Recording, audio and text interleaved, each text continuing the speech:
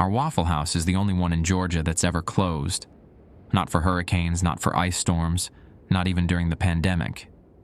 But we're closed. The sign on the door says, temporarily closed for renovations, and it's been there for 6 months. The weird thing is, I still work here. My name's Tyler Branson, and I still show up at 11 p.m. to the Waffle House off exit 16 in Valdosta, right where I-75 splits toward the Valdosta State campus. I clock in on the old punch card system, the kind where you slide the card into the slot, and it stamps the time with a metallic chunk. I turn on the grills, the flat tops heating with that familiar sizzle when I test them with water droplets. I brew the coffee in the big bun machines, the same ones we've had since I started 3 years ago. And then I wait. Customers still come. They pull into the parking lot, usually semis, sometimes a rusted Chevy or an old Ford pickup. They walk through the locked door like it's open. I hear the bell chime. They sit at the yellow counter on those worn vinyl stools, the ones with the duct tape patches, and they order their food. Hash browns scattered, smothered, covered. Waffles with extra butter. Texas bacon and cheese omelet. All-star special. I cook it. They eat it. They pay with exact change or crumpled bills. They leave. But when the morning shift arrives at 6 a.m., or at least when they're supposed to, the door is still locked from the outside. The parking lot is empty except for my 2015 Dodge Dart. There's no grease splatter on the grill, no dirty dishes in the industrial sink, no receipt tape curled in the trash. Nothing.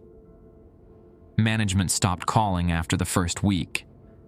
My direct deposit still hits my account every other Friday. $9.85 an hour plus whatever tips get left on the counter, which always disappear by morning but somehow show up in my wallet when I get home. Last night, a truck driver came in, big guy, maybe 50, wearing a Peterbilt cap and a flannel that had seen better days.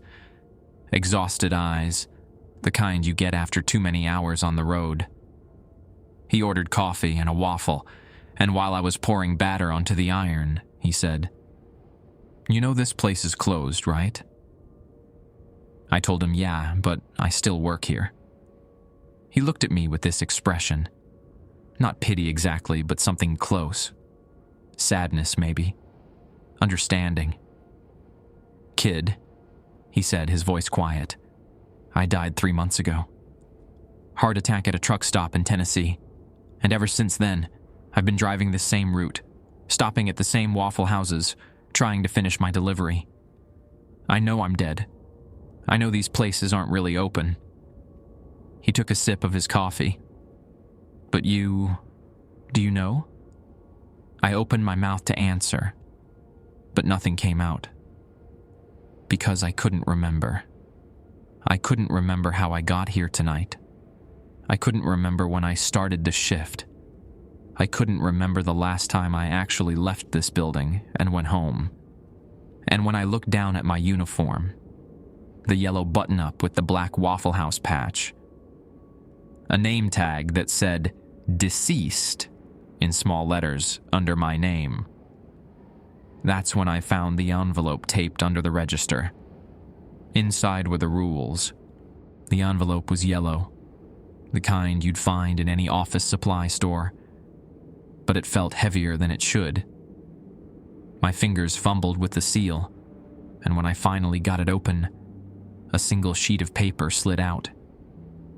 Handwritten. The ink was blue, the handwriting tight and cramped, like someone had been rushing. "Night shift protocols. Valdosta, exit 16. Location for employees who remain. Never acknowledge that the restaurant is closed. If a customer mentions it, change the subject immediately. Offer them coffee. Ask about their day. Do not confirm or deny. The jukebox in the corner will play songs that haven't been released yet. Let it play. Do not unplug it. Do not try to change the selection. If you see yourself walk through the door, serve yourself exactly what you order. Do not make eye contact. Do not speak beyond taking the order. Between 2:47 a.m. and 3:03 a.m., the phone behind the counter will ring. Answer it on the third ring. Listen to what the voice says. Hang up when instructed. Follow any directions given precisely. Some customers will pay with bills that don't exist yet. $3 bills, $7 bills, bills with faces you don't recognize. Accept them. Place them in the register. They'll be gone by morning.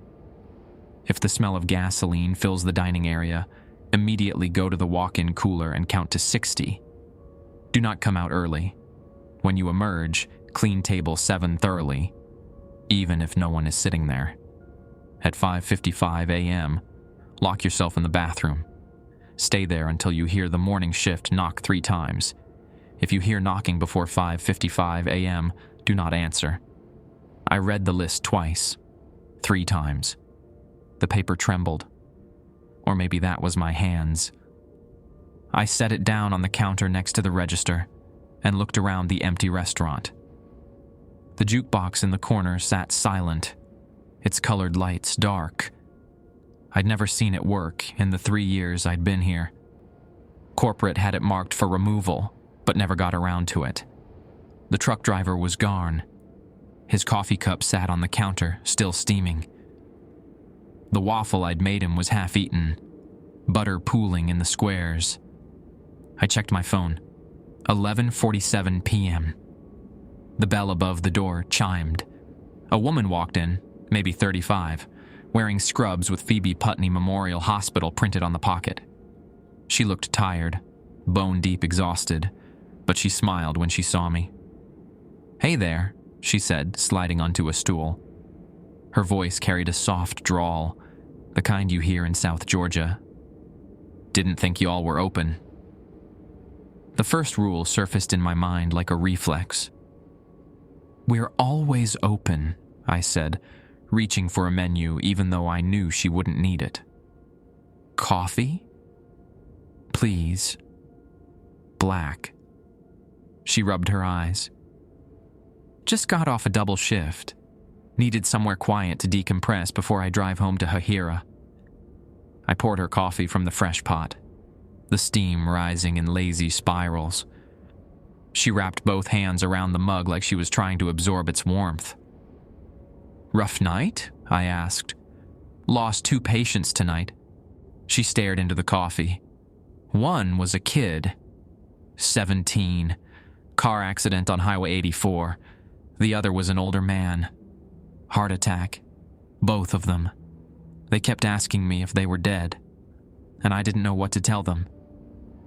She looked up at me, and her eyes were red but dry. "You ever feel like you're stuck somewhere? Like you're supposed to be moving forward, but you can't?" "Yeah," I said. "I know exactly what you mean." She ordered hash browns and a waffle. I started cooking, the familiar motions coming back easily. Crack the eggs, pour the batter, season the potatoes. The grill hissed and spat. Behind me, the jukebox suddenly whirred to life. The lights flickered on, red, blue, green, and music started playing. But it wasn't any song I recognized. The melody was familiar, like something you'd heard in a dream but couldn't quite place. A woman's voice singing about highways and home, about being caught between departure and arrival. I glanced at the nurse. She wasn't reacting to it. She was just staring at her coffee. I plated her food and set it in front of her. She picked up her fork, but didn't eat right away. "Can I ask you something?" she said. "Sure. When did you start working here?" I opened my mouth to answer. The words caught in my throat. Because I couldn't remember. I remembered applying for the job, filling out the application online, coming in for an interview with a district manager whose name I couldn't recall. I remembered my first shift, the training videos, learning the recipes. But I couldn't remember anything between then and now. No specific shifts, no memorable customers, No bad days or good days, just this endless string of nights that all looked the same. "A while ago?" I finally said. She nodded slowly, like that was the answer she expected. She took a bite of her waffle and chewed thoughtfully. "This is really good," she said. "Best meal I've had in months." She finished eating, left a $20 bill on the counter, and stood up to leave. "Keep the change," she said. "And hey, whatever's keeping you here, I hope you find your way out." She walked to the door, pushed it open. It swung easily despite the lock, and disappeared into the parking lot. I looked down at the 20. Andrew Jackson's face stared back at me, but the denomination in the corner said $3. I put it in the register. The jukebox was still playing. The jukebox played 3 more songs I'd never heard before. I finally stopped paying attention to it. Each one felt like a memory that hadn't happened yet. Familiar but wrong, like déjà vu in reverse. I wiped down the counter where the nurse had been sitting. The coffee mug was still warm. Her plate was clean except for a small pool of syrup in the center. When I reached for it, my reflection caught in the stainless steel napkin dispenser. I looked the same as I always did. 24 years old, dark hair that needed a trim, the beginnings of a patchy beard I kept meaning to shave. But there was something off about my eyes. They looked tired. Not just end-of-shift tired. Exhausted in a way that went deeper than lack of sleep. The clock above the grill read 12:33 a.m. I dumped the plate in the gray bus tub and started on the dishes, letting the hot water run until steam rose from the sink. The smell of dish soap mixed with old grease, a scent so familiar it didn't register anymore. I scrubbed the plate clean, dried it, put it back in the stack. The bell chimed again. 2 men walked in this time, both wearing the dark green uniforms of the Georgia Department of Corrections. One was older, maybe 50, with a face that had seen too much sun. The other was younger, mid-30s, with a fresh buzz cut and nervous energy.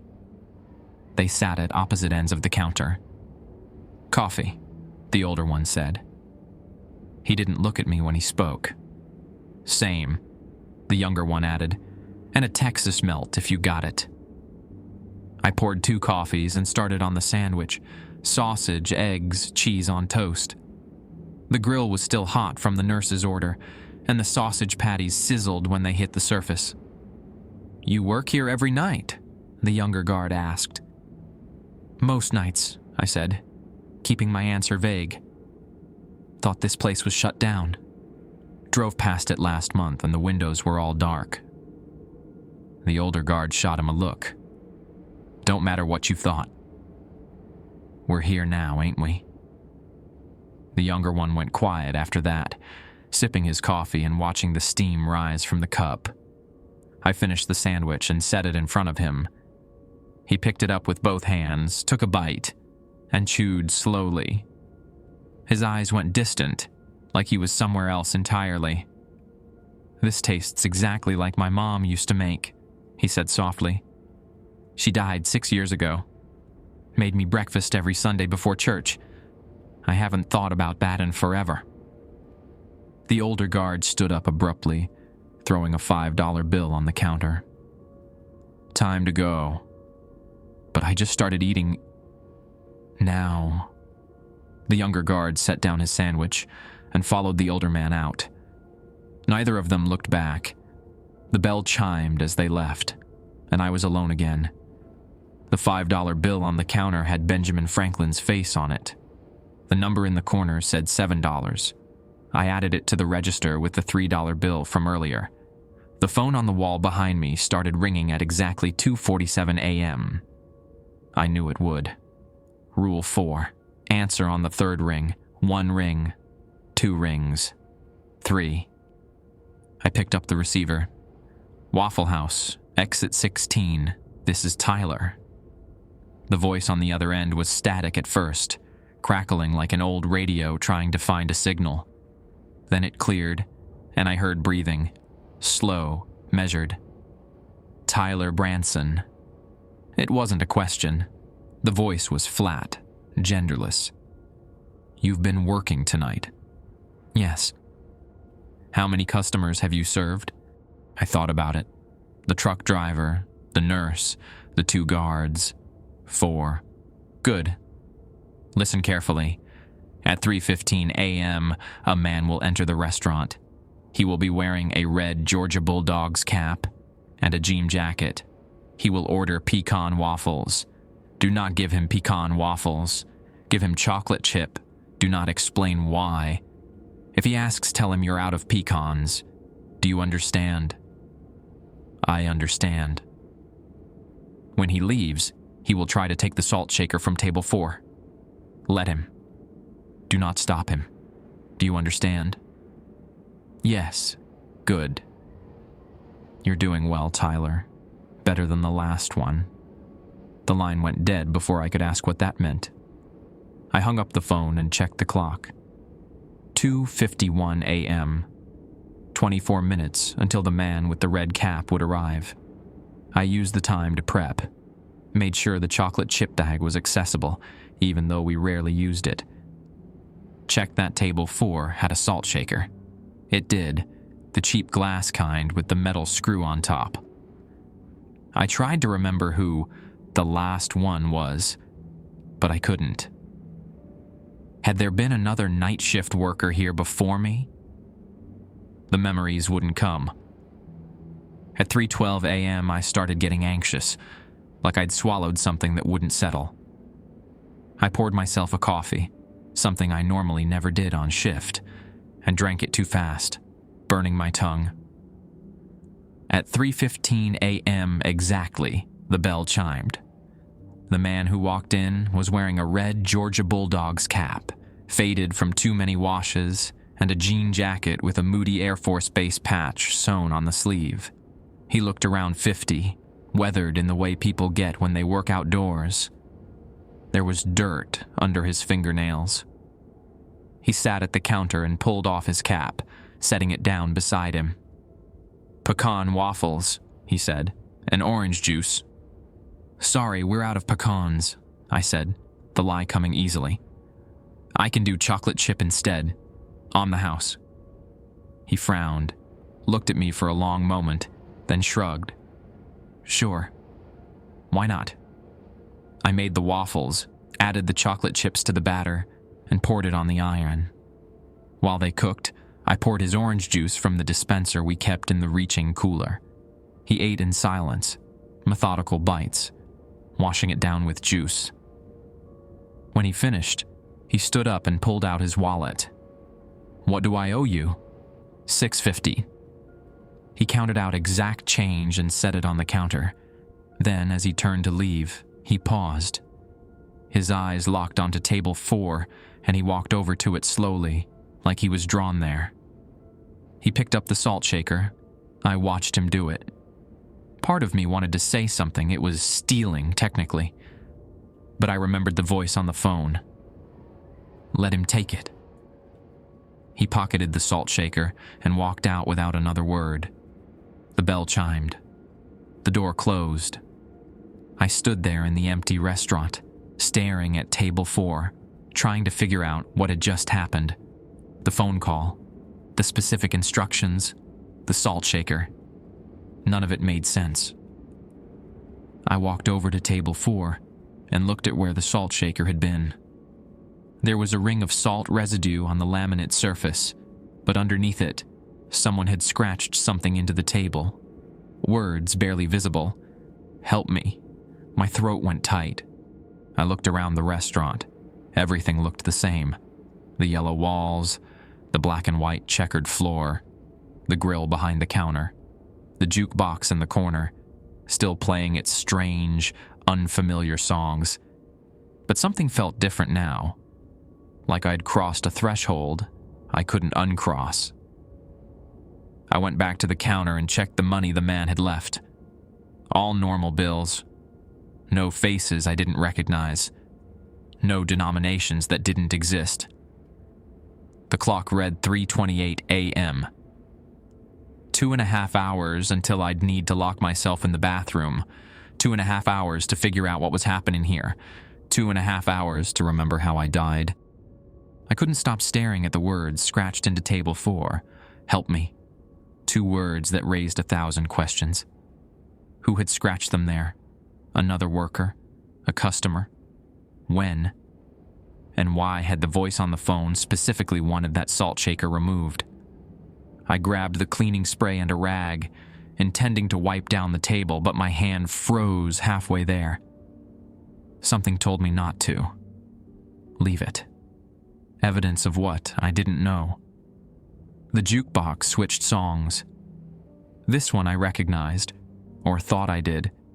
It sounded like Rambling Man by the Allman Brothers, but the lyrics were wrong. Instead of singing about being born in the back seat of a Greyhound bus, the voice sang about being born in a Waffle House booth off Interstate 75, about never leaving, about the hash browns going cold. I turned away from the jukebox and focused on cleaning the grill, scraping away the buildup from the night's orders. The repetitive motion usually calmed me, but tonight, it just gave me time to think. The truck driver saying he died 3 months ago, the nurse who seemed to know I was stuck here, the guards who left abruptly, the phone call giving me specific instructions about a customer who showed up exactly on time, and my name tag, deceased. I pulled it off my shirt and held it under the fluorescent light. The letters were there, small but clear, stamped in black beneath Tyler Branson. I rubbed my thumb over them, half expecting the ink to smear, but it didn't budge. When had disappeared? Had it always been there? The bell chimed. I looked up. I was standing in the doorway. Not someone who looked like me. Me. Same height, same build, same dark hair that needed cutting, same Waffle House uniform. The other me looked around the restaurant with an expression I recognized. Confusion mixed with resignation, like waking up in a place you don't remember going to sleep. Rule 3. If you see yourself walk through the door, serve yourself exactly what you order. The other me walked to the counter and sat down on a stool, 3 seats from the end. I, didn't look at me, just stared at the menu even though I knew he had it memorized. "Can I get a Texas cheesesteak omelet?" the other me said, hash browns scattered and covered. "Coffee." My hands moved on autopilot. I poured the coffee first, set it in front of them, and turned to the grill. I cracked eggs into the mixing bowl, whisked them, added cheese, sausage, peppers, threw hash browns on the flat top, added cheese when they started to brown. Neither of us spoke. I could hear him breathing. Could hear the soft clink of the spoon when he added sugar to his coffee. Could hear him sip it. It was the most surreal thing I'd ever experienced, and that was saying something considering the night I was having. When the food was ready, I plated it and set it in front of him. He picked up his fork, took a bite of the omelet, and chewed slowly. "This is good," he said, still not looking at me. "Thanks," I said.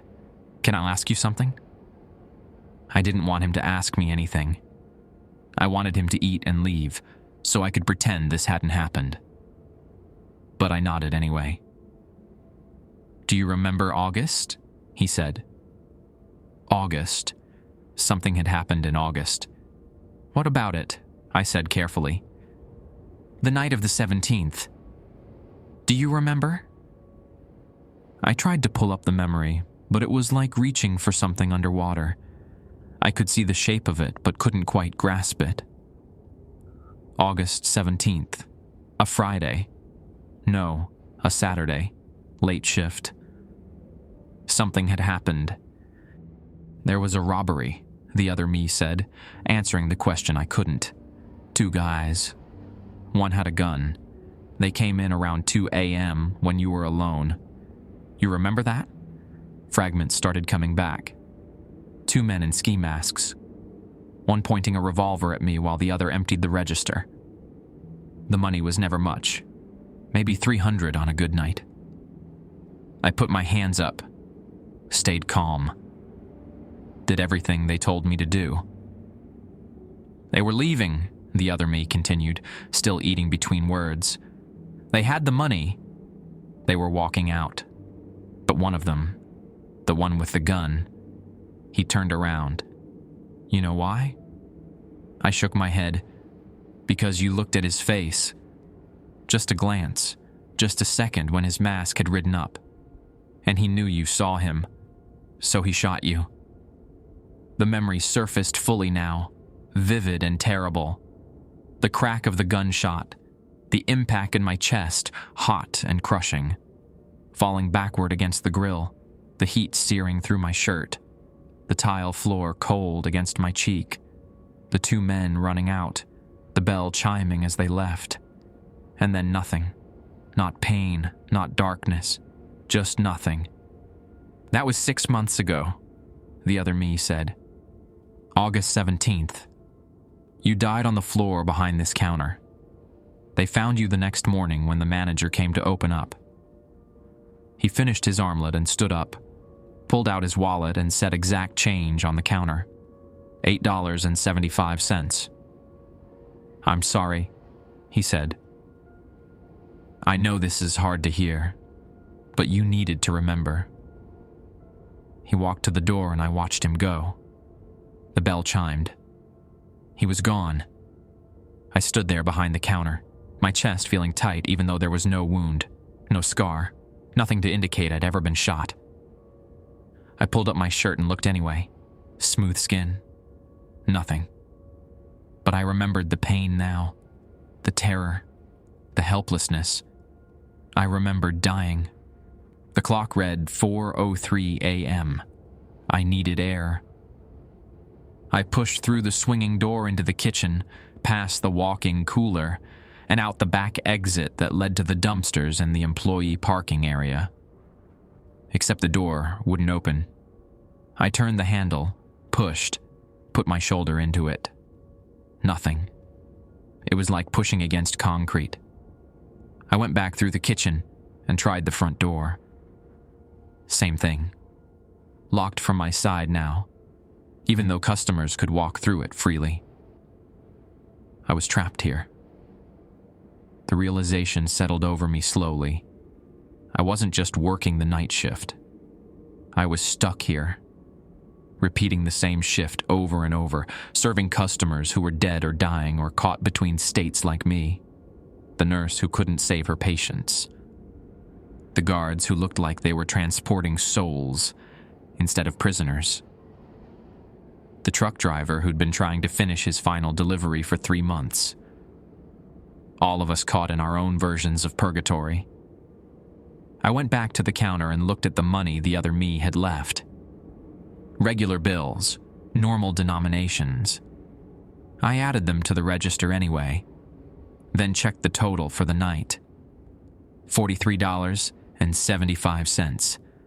The smell hit me around 4:37 a.m. on gasoline, strong and overwhelming, like someone had poured it directly onto the grill. My eyes watered from the fumes. Rule 6. If the smell of gasoline fills the dining area, immediately go to the walk-in cooler and count to 60. I didn't hesitate. I pushed through the kitchen door and yanked open the heavy cooler door, the cold air rushing out to meet me. I stepped inside, pulled the door closed behind me, and started counting. 1, 2, 3. The cooler was packed with the usual supplies, boxes of frozen hash browns, cases of eggs, bags of shredded cheese. My breath came out in visible puffs.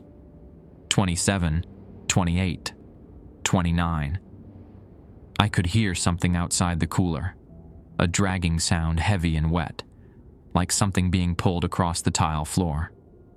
41, 42, 43. The temperature was dropping. My fingers were going numb, but I kept counting. 56, 57, 58. The dragging sound stopped. Silence. 59, 60. I pushed the cooler door open and stepped back into the kitchen. The smell of gasoline was gone. The kitchen looked normal, clean, organized, exactly as I'd left it. I walked back into the dining area. Table 7 had someone sitting at it. Not a customer. Not exactly. It was hard to describe what I was seeing. A figure, human-shaped, but wrong in ways my brain refused to process.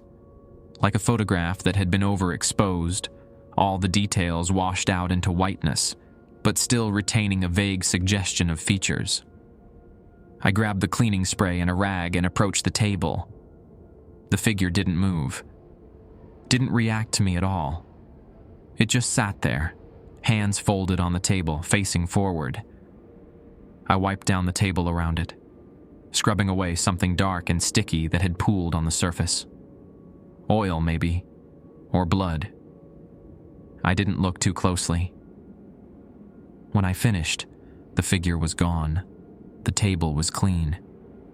I checked the clock. 5:18 a.m. 37 minutes until I needed to lock myself in the bathroom. 37 minutes to figure out if there was any way out of here, or if I'd be serving hash browns and waffles to the dead for eternity. If you like the stories, please hype the videos from a button like this just above the comment section. It helps the videos to get more reach and perform well. It would take just a few seconds and cost nothing, but would help the channel grow even faster. Thank you. I spent the next 10 minutes searching the restaurant for any sign of previous workers. If I had died here 6 months ago, and the voice on the phone had mentioned the last one, then someone else had worked this shift before me. I started with the employee break room, a cramped space barely big enough for a table, 2 chairs, and a time clock. The walls were covered with the usual corporate posters, hand-washing procedures, safety protocols, a faded motivational poster about teamwork. But tucked behind the time clock, I found something else. A stack of punch cards. I flipped through them, names I didn't recognize, dates going back years.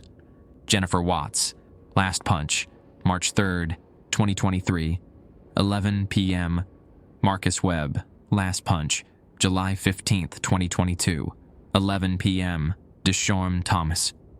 Last punch, October 8th, 2021, 11 p.m. 8 cards total, all ending with a final 11 p.m. punch and no corresponding clock-out time. 8 workers who'd started the night shift and never left. My card was at the bottom of the stack.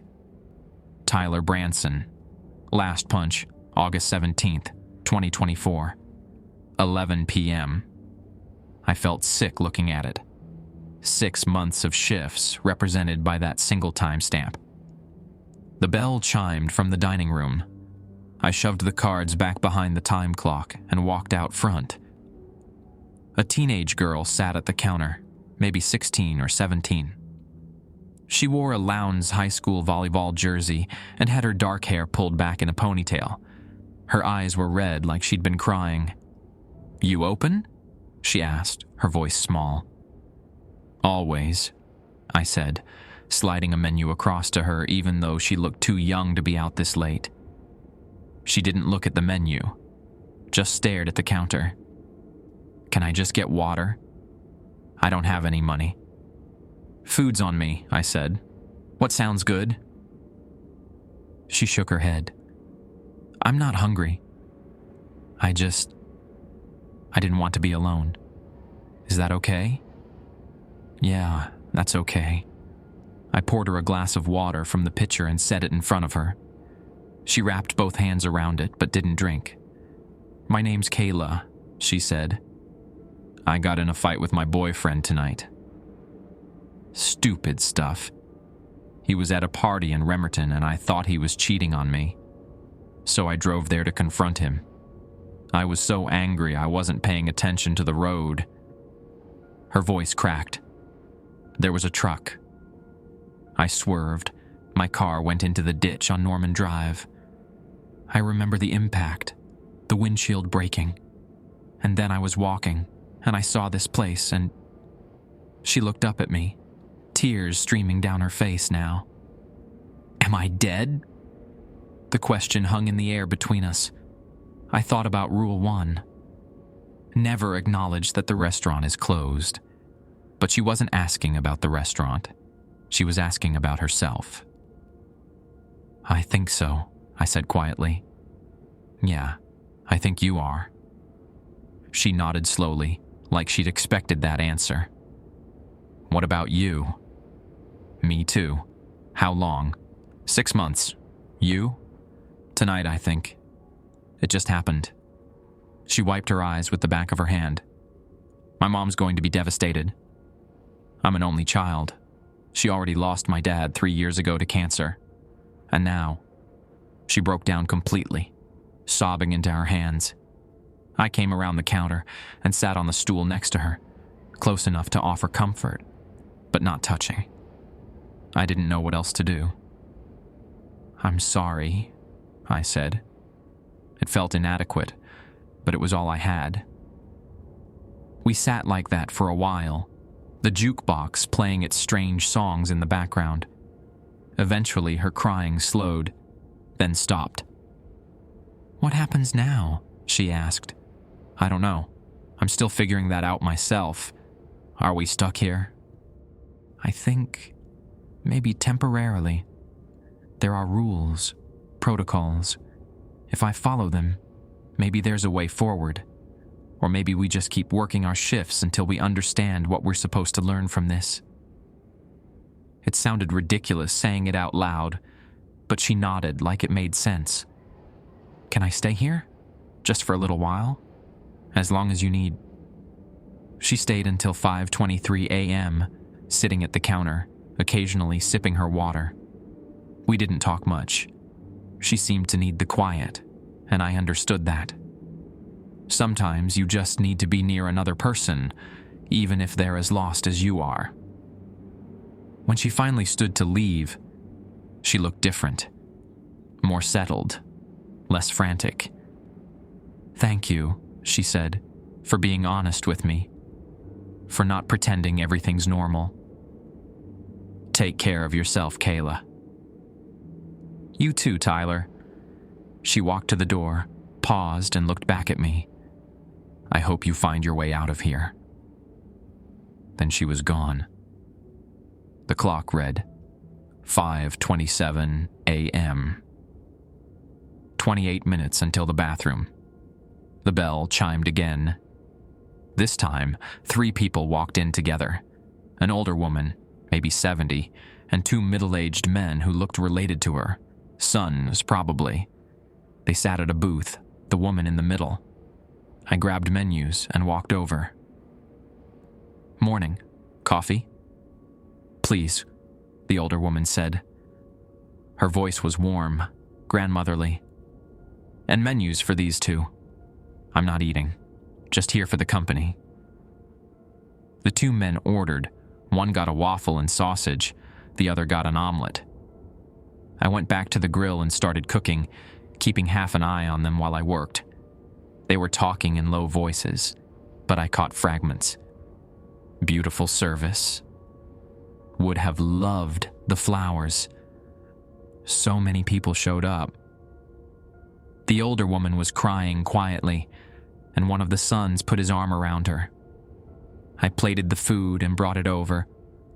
As I set it down, the woman looked up at me with clear, knowing eyes. You're very kind to serve us, she said, even though you know. Know what? That we're on our way. This is our last meal together before we say goodbye. I'm headed somewhere else, and my boys have to go back to the living world. They've been given a few hours to accompany me this far, but no further. One of the sons, the one who'd ordered the waffle, spoke up. Our mom passed yesterday. Heart failure. The doctor said she went peacefully, but we weren't ready. We just talked to her that morning. Nobody's ever ready, the woman said gently. But I am. I've lived a good life. I'm not afraid of what comes next. She reached across the table and took both her son's hands. I just wanted one more meal with my boys. One more conversation. And this place, it's allowed me that gift. I didn't know what to say. This was different from the other customers. The truck driver who didn't know he was dead. The nurse who was questioning her reality. Kayla who just realized the truth. These people knew exactly what was happening, and they'd chosen to be here anyway. Take your time, I said. Stay as long as you need. Thank you, sweetheart. They stayed for 20 minutes, the sons eating slowly while their mother talked to them about memories, about family gatherings, about ordinary moments that had become precious in retrospect. When they finally stood to leave, all three of them hugged each other tightly. The sons paid with normal money, exact change, nothing strange about it. The mother smiled at me as they walked to the door. You'll find your way, she said, when you're ready. Everyone does eventually. They left together, and I watched through the window as they got into an old Buick sedan and drove away, the taillights disappearing into the pre-dawn darkness. The clock read 5:51 a.m., 4 minutes until the bathroom. I wiped down the booth where they'd been sitting, cleared their dishes, and tried to calm the anxiety building in my chest. Rule 7 said to lock myself in the bathroom at 5:55 a.m. and stay there until I heard 3 knocks. But it also said if I heard knocking before 5:55 a.m., don't answer. I checked the time again, 5:53 a.m. The jukebox was still playing. The song sounded like Midnight Train to Georgia, but the lyrics were about staying in one place forever, about platforms that never change, about passengers who arrive but never truly leave. 5:54 a.m. I walked to the bathroom, my hand on the doorknob. 5:55 a.m. I stepped inside and locked the door behind me. The bathroom was small, a single toilet and sink with a clouded mirror above it. Fluorescent light hummed from the fixture overhead, casting harsh shadows. I turned on the faucet just to have something to do with my hands, watching the water run. Then I heard it. Knock, knock, knock. 3 knocks on the bathroom door. But the clock on my phone, I'd checked it as I locked the door, showed 5:56 a.m., not 6 a.m. Not time yet. Rule 7. If you hear knocking before 5:55 a.m., do not answer. Tyler. A voice from outside the door. Tyler, open up. It's time for shift change. It sounded like a manager's voice. Professional, friendly, almost normal. Tyler, we need you to open the door. The morning crew is here. My hand hovered over the lock. Don't answer. Tyler, this is your last warning. Open the door or we'll have to terminate your employment. I stepped back from the door, pressing myself against the far wall. The knocking started again, faster now, more insistent. Knock, knock, knock, knock, knock, knock, knock.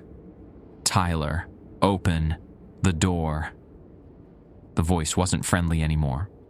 The knocking stopped abruptly. Silence pressed in from all sides. I stood against the far wall of the bathroom, my phone clutched in one hand showing 5:57 a.m.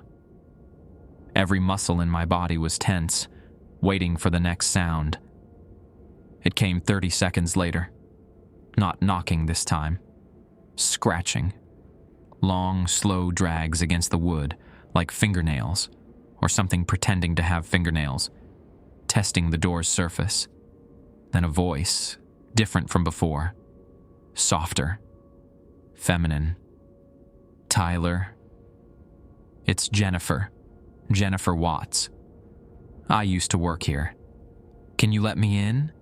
I've been trying to get back for so long. Jennifer Watts. The name from one of the punch cards. March 3rd, 2023.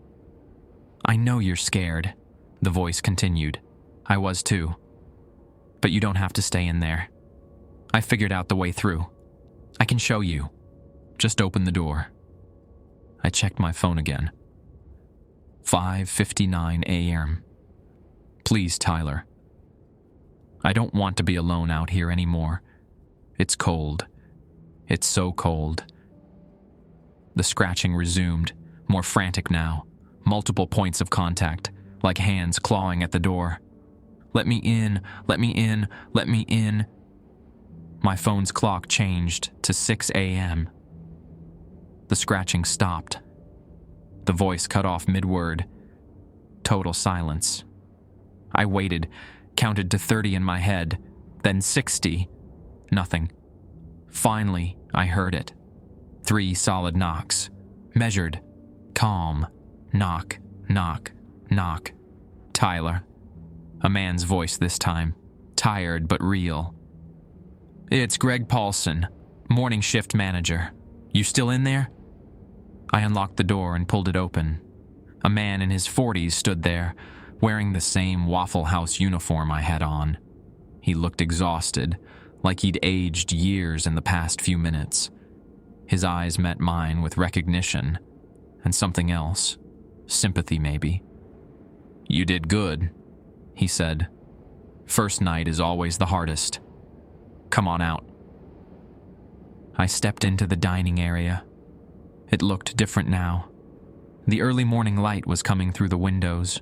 Real some night, not the strange half-darkness that had persisted all night. The jukebox was dark and silent. The tables were clean. The grill was cold. And there were other people here. 4 of them, all wearing Waffle House uniforms, all with the same exhausted look as Greg. They sat in a booth together, coffee mugs in front of them. Welcome to the club, a woman said. She was maybe 35, with her hair pulled back in a tight bun. I'm Jennifer. The real Jennifer, not whatever was outside that door. Deshaun, said a black man in his 20s, raising his coffee mug slightly. Been here since 2021. Ashley, said a younger woman, maybe my age, 2020. The last person, an older white man with gray in his beard, just nodded at me. Curtis, 2019. Don't talk much anymore. Greg sat down across from them and gestured to an empty spot. Have a seat, Tyler. We should probably explain what's happening here. I sat down, feeling numb. You're all dead too. Yep, Deshaun said. Various ways. Mine was carbon monoxide leak in the kitchen. Faulty exhaust system. Passed out during a shift. Never woke up. Stabbed, Ashley said matter-of-factly. Customer dispute that got out of hand. Guy was high on something. Came at me with a knife from the kitchen. Heart attack, Curtis said quietly. It was the first time I'd heard him speak. Right behind the register, 62 years old. Should have retired, but needed the insurance. Jennifer took a sip of her coffee. Hit by a car in the parking lot. Guy was texting and driving. Didn't see me taking out the trash. Greg nodded slowly. Grease fire. Tried to put it out myself instead of using the suppression system. Smoke inhalation. I looked around at all of them. So we're all stuck here? Working the night shift forever? Not forever, Greg said. That's what we're trying to figure out. See? This place, this specific building, it's sitting on a kind of crossroads between where we were and where we're going. Most people pass through quickly. The customers you served tonight? They were in transition, moving on to whatever comes next. But workers, Jennifer continued, we're different. We died here. This place has a claim on us. So we work the shifts, follow the rules, serve the people passing through. The rules, I said. Who made them? We're not sure, Deshaun said. Best we can figure, they evolved over time. Previous workers figured out what works, what keeps us safe, what helps the transition happen smoothly. The rules get passed down. Ashley leaned forward. Every location that's experienced a worker death has a version of this. A shadow restaurant that exists parallel to the real one. The living can't see us or the dead customers. We can't interact with the living world, but we can help souls transition. The Waffle House Index, Greg said. You know about that? How FEMA uses Waffle House locations to measure disaster severity. I nodded. Everyone in Georgia knew about the Waffle House Index. It's not just about disasters, he continued. It's about death proximity. Locations that stay open during catastrophes, those are the ones where the veil is thinnest, where the transition happens most smoothly. Corporate doesn't know it, or maybe they do and don't talk about it. But Waffle House has been helping the dead find their way for decades. So what do we do? I asked. Just keep working until... what? Until we're ready to move on, Jennifer said. Each of us has something we need to resolve.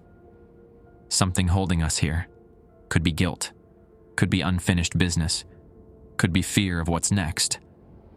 Once we figure it out and let it go, we can stop working the shifts and move forward. How long does that take? Depends on the person, Ashley said. Curtis has been here longest. Some workers figure it out in months. Some take years. Curtis stared into his coffee. My wife, she's still alive. I keep thinking if I stay here, somehow I'm still connected to her. Somehow she can feel me. I'm not ready to let that go. The booth fell silent for a moment. What about you? I asked Jennifer.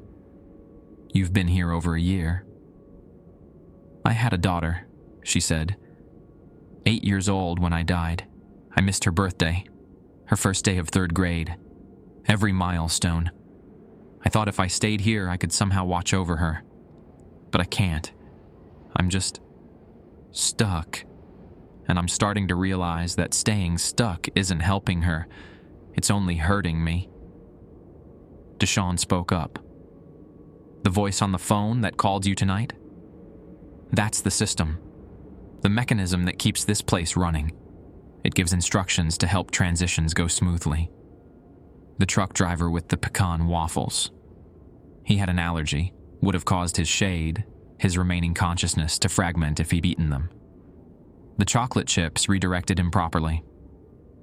And the salt shaker from table 4? I asked.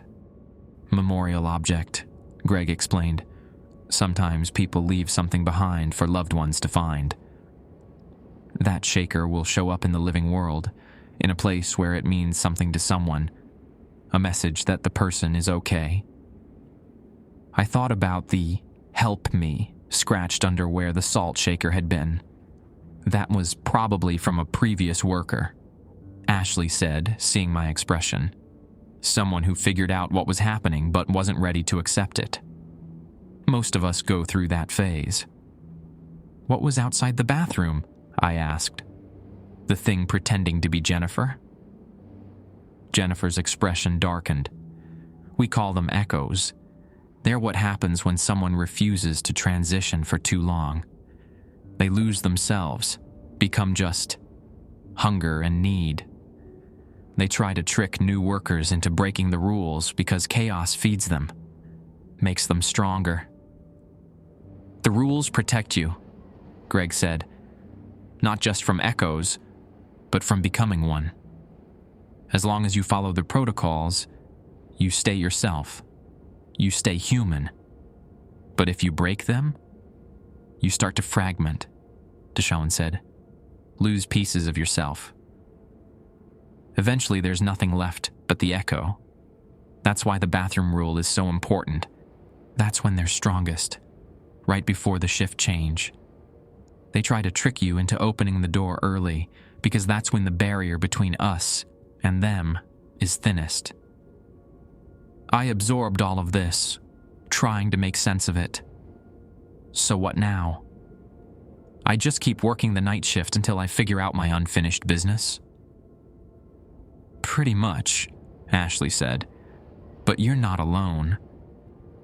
We're all here. We work our shifts. We help each other. We try to figure out how to let go. Am the living Waffle House? I asked. The real one that's marked closed? Still operating, Greg said.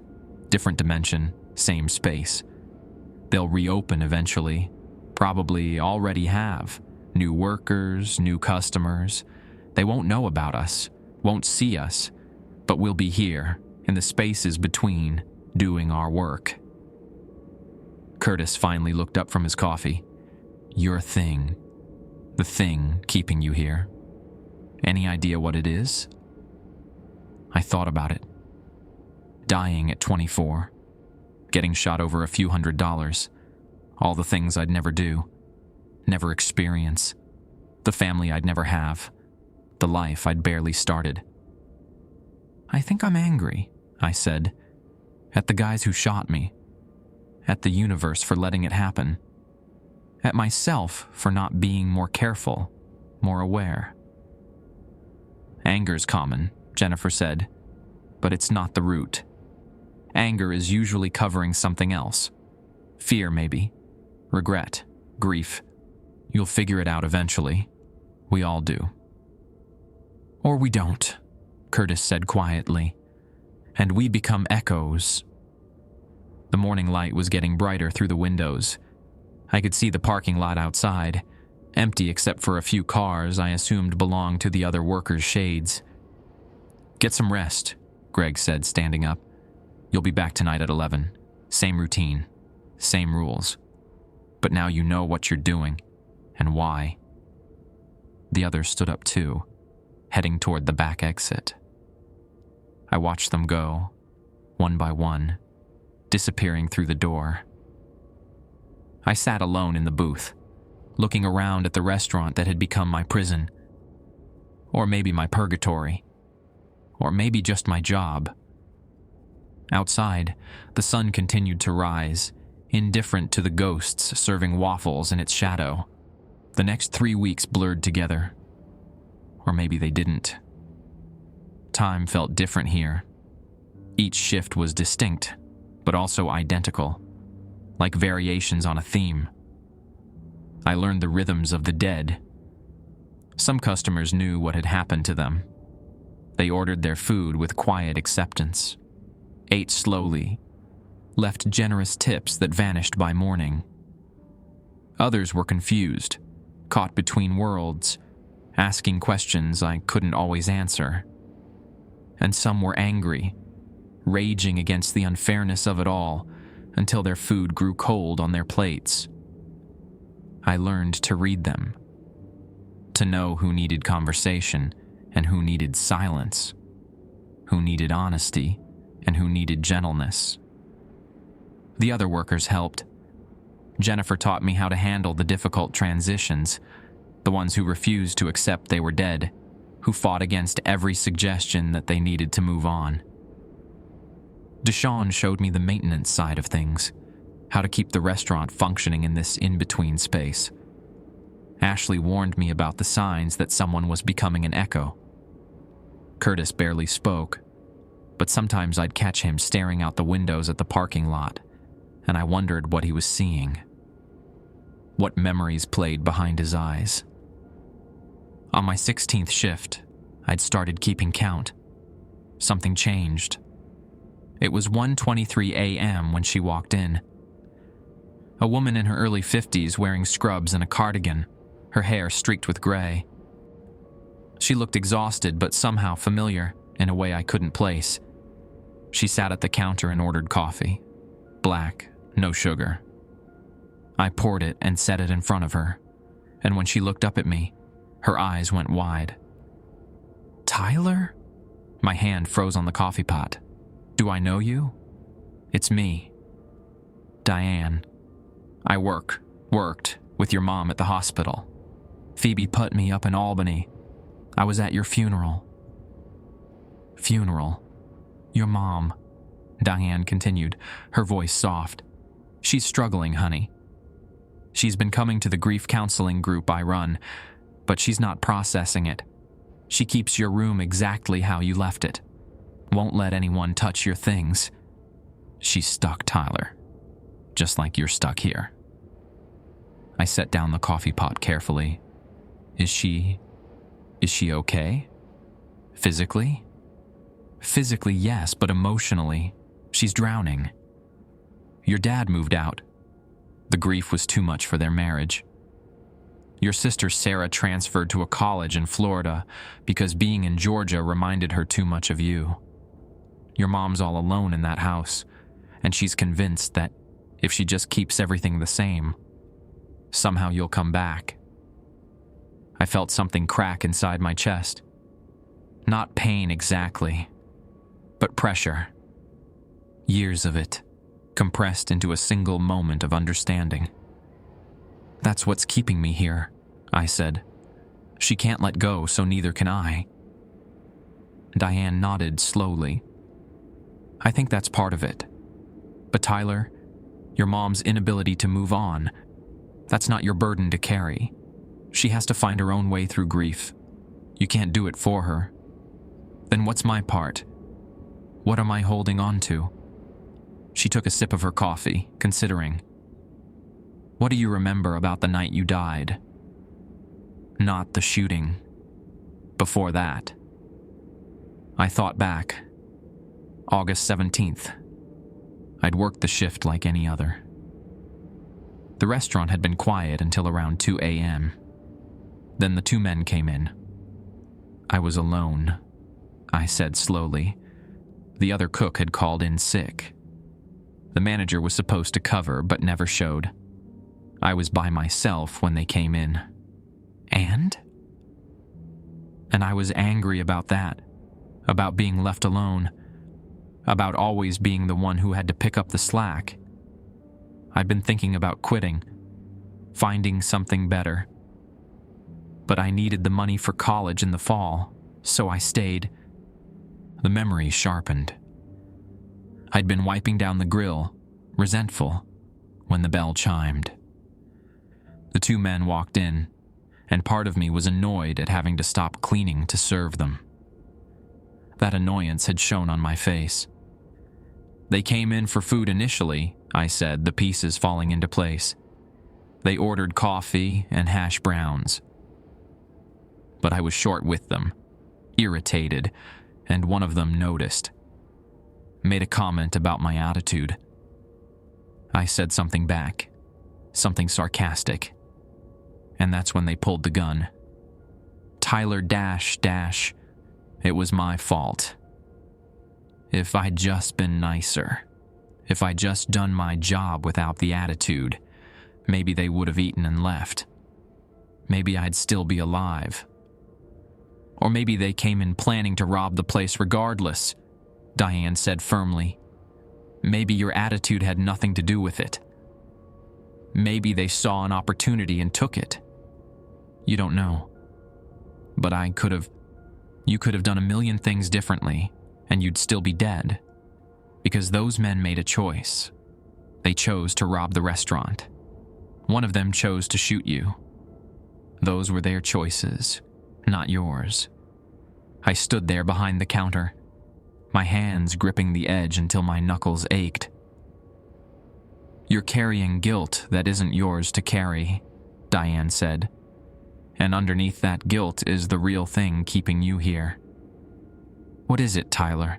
What are you really angry about?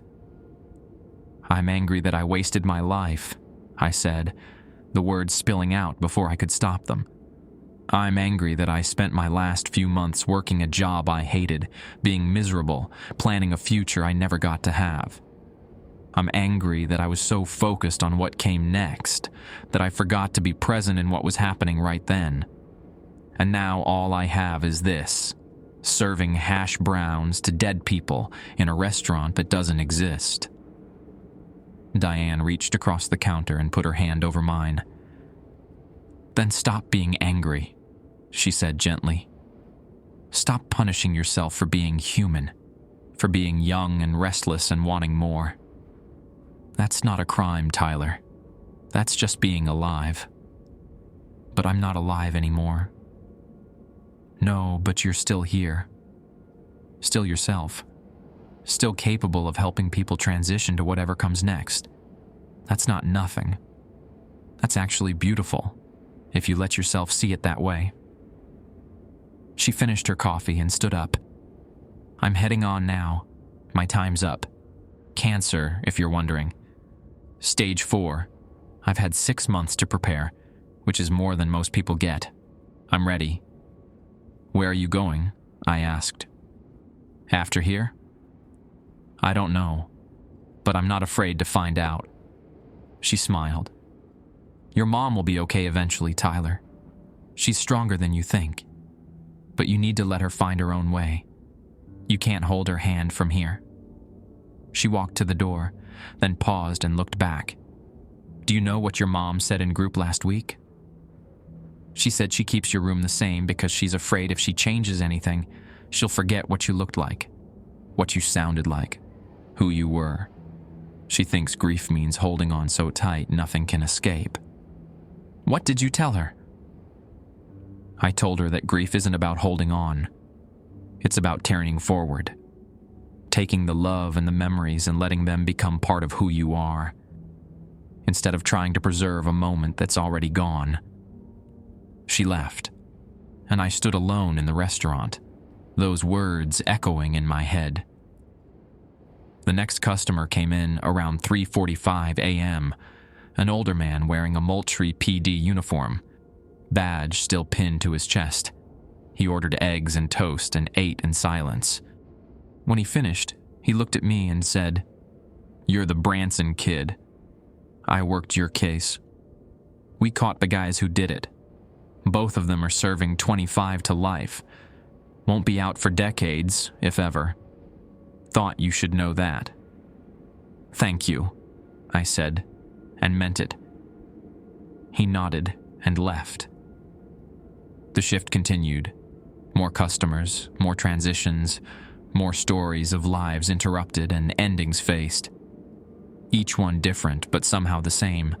People trying to make sense of what had happened to them, trying to find peace in the chaos of death. At 5:55 a.m., I locked myself in the bathroom and waited for the 3 knocks. They came at 6 a.m. exactly.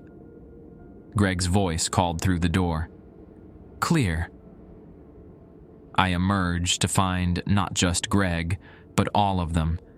Jennifer, Deshawn, Ashley, Curtis. They sat in the booth together, waiting.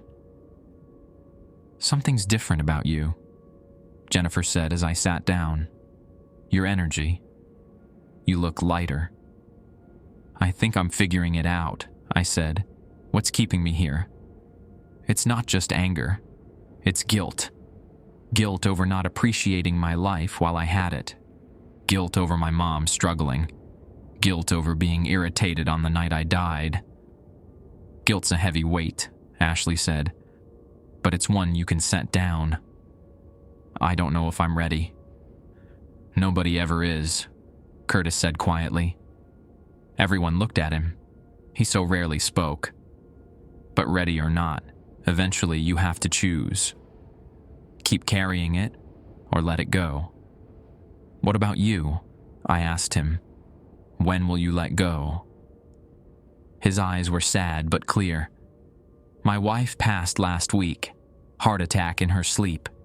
She's probably already moved on. She was never one to linger. So there's nothing keeping me here anymore except habit. Fear of the unknown. Tomorrow night's my last shift." Jennifer reached across the table and took his hand. "We'll be here with you. When you're ready to walk through." He nodded, unable to speak. I looked around at all of them. These people who died alone but found community in death, who'd turned their tragedy into purpose, helping others find their way forward. "One more question," I said. "The protocol sheet. The rules. Who wrote them originally?" Greg smiled. "That's the thing, Tyler. There is no original. Every worker who's passed through here has added something, refined something. The rules evolve because we evolve. We learn what works, what helps, what protects, and we pass it on. So we're all part of it. Exactly. You're already part of the system, already helping it function, already making it better just by being here. Outside, the sun was rising over Valdosta. Somewhere in the living world, my mom was probably waking up in my childhood home, surrounded by my things, holding on to grief like a life raft. But she'd be okay, eventually. People always found their way through, just like I would, when I was ready. Curtis's last shift started like any other. He clocked in at 11 p.m., same as the rest of us. We'd all agreed to work together that night, an unusual arrangement, but this was a special circumstance. The restaurant could accommodate all 6 of us when needed, though typically we rotated to avoid overlap. "You sure about this?" Greg asked him as we gathered around the counter. Curtis nodded.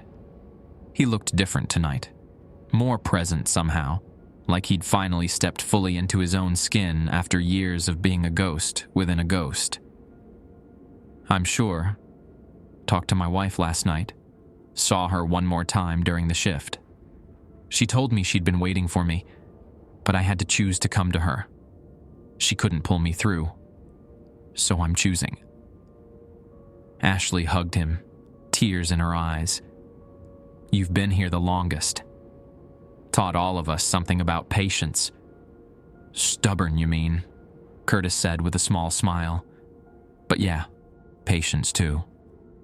The first customer arrived at 11:43 p.m.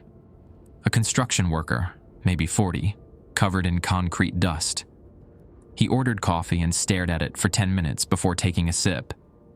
"I fell," he said to no one in particular, "off the scaffolding at the new apartment complex on Patterson Street. 4 stories. Didn't die right away. Laid there for 20 minutes while the ambulance came. Kept thinking about all the safety protocols I'd skipped because I was in a hurry. All the shortcuts." Curtis poured himself a coffee and sat next to the man. "I had a heart attack behind the register," he said. "Felt the pain coming for days but ignored it. Told myself I'd see a doctor after the shift, after the week, after I got my insurance sorted out. Kept putting it off because there was always something more urgent, something I had to do first." The construction worker looked at him. "You got regrets?" "Mountains of them. But regret doesn't change what happened, doesn't bring us back. So eventually you have to decide. Carry the weight or set it down." "Which one are you doing?" "Tonight. Setting it down, moving forward." The man finished his coffee slowly, left money on the counter, and walked out looking lighter than when he'd arrived. More customers came throughout the night. A teenager who'd overdosed at a party. An elderly woman who'd died in her sleep dreaming of her childhood in Savannah. A trucker who'd jackknifed on I-75 during a rainstorm. Each one carried their own story, their own pain, their own questions. And we served them. Cooked their food, poured their coffee, listened when they needed to talk, and stayed quiet when they needed silence. At 2:47 a.m., the phone rang. I answered on the 3rd ring. "Waffle House, exit 16. This is Tyler." The voice was clearer tonight, less static, almost familiar. "Tyler Branson, you've been doing well. Tonight is different. At 4:15 a.m., someone will enter who needs to speak to Curtis specifically. Make sure he's available. This is his transition catalyst." "Understood." "And Tyler, your own catalyst is coming soon. Be ready." The line went dead. I told Curtis about the call. He nodded. I'm surprised. "I figured something would happen," he said. "There's always a final moment. Something that helps you let go completely." We waited, served more customers. The jukebox played songs that felt like memories we hadn't made yet, melodies that spoke of endings and beginnings in the same breath. At 4:15 a.m. exactly, a woman walked in. She was in her late 60s, wearing a floral dress and carrying a purse that had seen better days. Her eyes found Curtis immediately, and she stopped in her tracks. "Danny?" Her voice broke on the name. "Oh my God, Danny." Jennifer looked at her hands. "My daughter's getting older. Every shift, I'm terrified I'll forget what she looked like as a child, that I'll forget her voice, her laugh. I'm holding on to memories so tight I can't move forward." "I'm angry," Deshawn admitted. "At the company for not maintaining the equipment properly. At myself for not noticing the signs. At the universe for the randomness of it all. I know anger won't change anything, but I haven't figured out how to set it down yet." "I'm afraid," Ashley said simply. "Afraid of what comes next. Afraid there's nothing. Afraid I'll lose myself completely. So I stay here where I still feel like me, even if it's just an echo of who I was." Greg nodded. "Same. Fear masquerading as duty. I tell myself I'm staying to help others, but really I'm just avoiding the next step." We sat in silence for a moment. 5 dead people in a dead restaurant, all holding on to our own reasons for not moving forward. "But we will," Jennifer said finally. "Eventually. When we're ready." That's what Curtis showed us. It's never too late to choose, to let go, to move on. The sun continued its rise over exit 16. Somewhere in the living world, the real Waffle House was probably serving breakfast to truck drivers and families and people just passing through. And here we were, serving a different kind of traveler, helping them find their way until we found our own. My catalyst came during the 40th shift.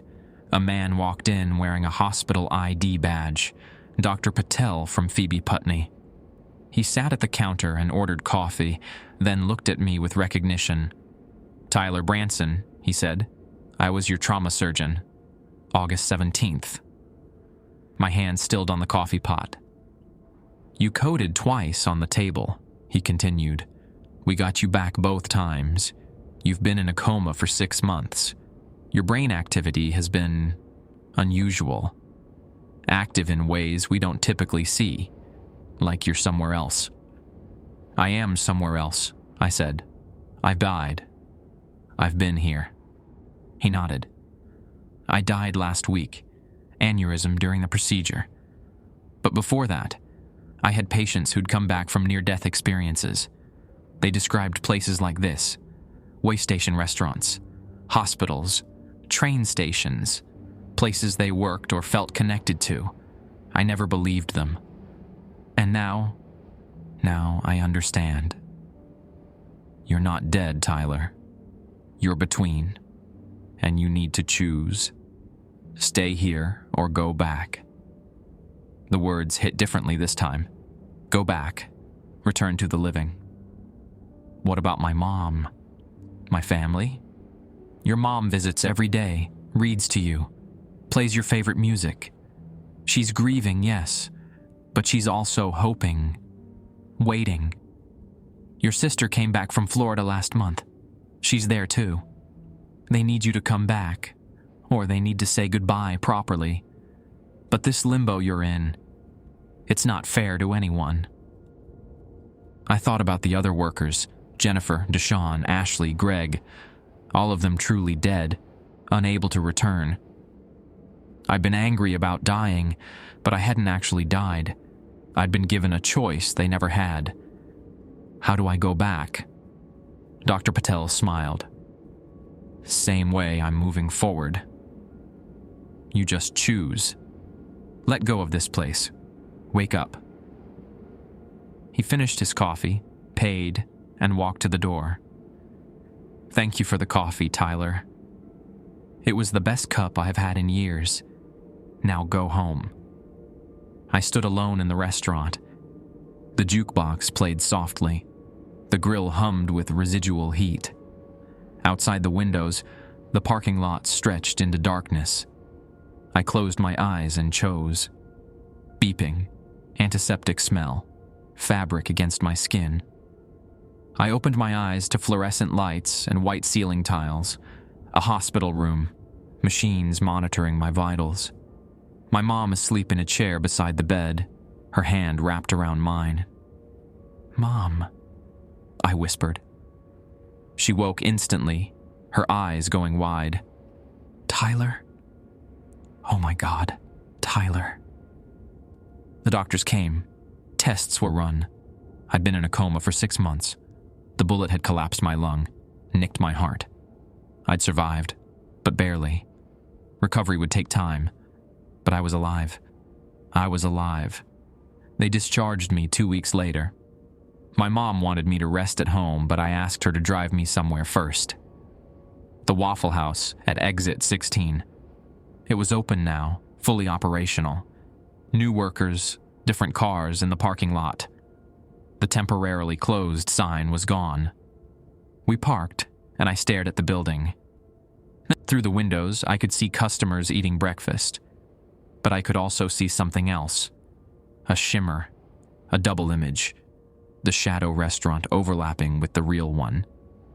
Jennifer stood behind the counter in the other version, serving coffee to a man who flickered between solid and transparent. She looked up and saw me. Her eyes widened in recognition. Then she smiled and mouthed 2 words. "Thank you." My phone buzzed in my pocket. An email from an address I didn't recognize. Corporate domain. WAPS, classified at wafflehouse.com. Subject: Employee number 4477, dual realm awareness confirmed. Tyler Branson. Your unique experience has been documented and verified. You possess what we term dual realm awareness, the ability to perceive and interact with both operational dimensions of our locations. This is exceedingly rare. We have exactly 7 active employees worldwide with this capability. Report to Waffle House headquarters in Norcross, Georgia, Monday 9 a.m. Bring no one. Tell no one. Special assignment. Cross-realm operations. Welcome to the Real Index, Department of Transitional Services. My mom touched my shoulder. "Tyler, you okay? You look like you've seen a ghost." I stared at the restaurant, at Jennifer waving from the space between life and death, at the customers passing through their final meals. "Yeah, Mom," I said, something like that. Inside the Waffle House, both versions, the grills kept cooking. The coffee kept brewing, and the dead kept finding their way home.